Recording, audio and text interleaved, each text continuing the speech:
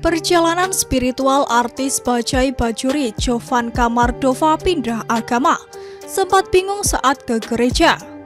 Perjalanan spiritual Jovanka Mardova pindah agama tengah menjadi perbincangan publik.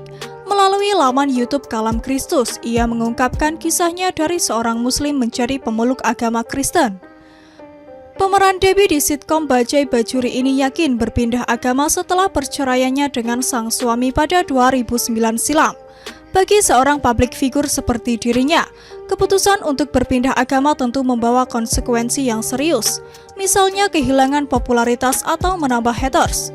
Namun Jovanka Mardova tak peduli dengan semua itu karena baginya yang terpenting adalah ketentraman hati.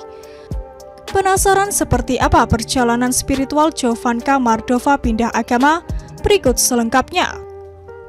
Mulanya Jovanka Mardova menikah dengan pria asal Amerika Serikat dan menetap di sana. Namun pernikahan itu kandas di tengah jalan.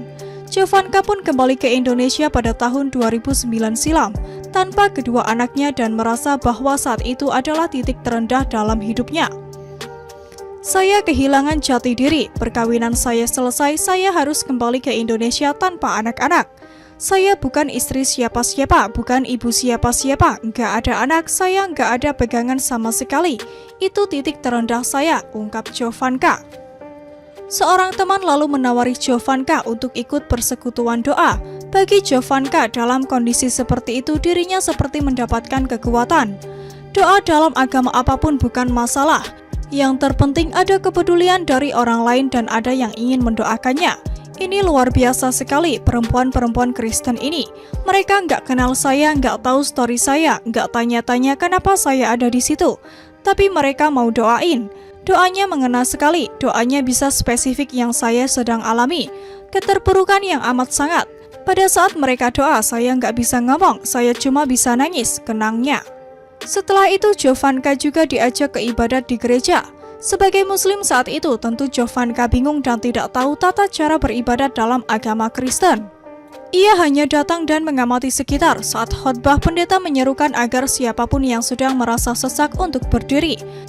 Jovanka pun berdiri dan ternyata saat itu juga semua tangan jemaat meraihnya dan mendoakannya.